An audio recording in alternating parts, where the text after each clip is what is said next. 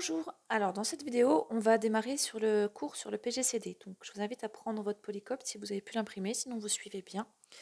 Vous imprimerez peut-être quand vous pourrez plus tard. Alors, on considère l'ensemble des entiers naturels, grand N. Donc si grand N, on considère dans grand N une partie non vide, forcément il y a un plus petit élément.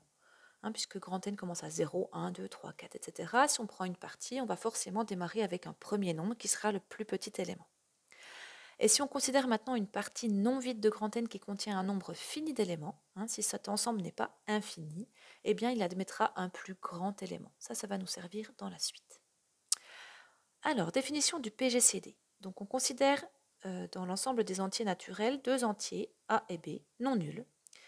L'ensemble des diviseurs qui sont communs à A et B est non vide. Alors pourquoi il est non vide? Parce que 1 est un diviseur qui est commun à A et B. Donc si on considère l'ensemble de tous les diviseurs communs, forcément, il y en a au moins un dedans. S'il est non vide et qu'il est fini, il va admettre un plus grand élément. Alors pourquoi il est fini? En fait, si on prend grand M, on dit que c'est le plus grand parmi A et B. Eh bien, au pire, tous les nombres vont être des diviseurs. 1, 2, 3, etc. jusqu'à ce maximum que j'ai appelé grand M. Imaginons que ce soit A. Eh bien, ce maximum va donc nous donner le nombre d'éléments au maximum qui est contenu dans l'ensemble de tous les diviseurs communs. Donc, il est fini. Et comme il est fini, il admet un plus grand élément. Fini et non vide, donc, il admet un plus grand élément, pardon. Ce plus grand élément, ça va être donc le PGCD, plus grand commun diviseur de A et B.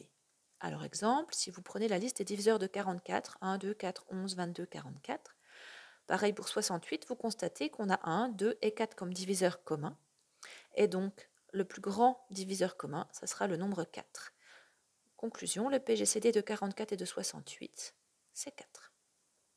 Alors, on va ensuite commencer à regarder les propriétés. La première dit, alors vous n'hésitez pas à mettre pause, je vais un petit peu vite pour pas que ça dure trop longtemps, mais si B divise A, alors le PGCD de A et B est égal à B.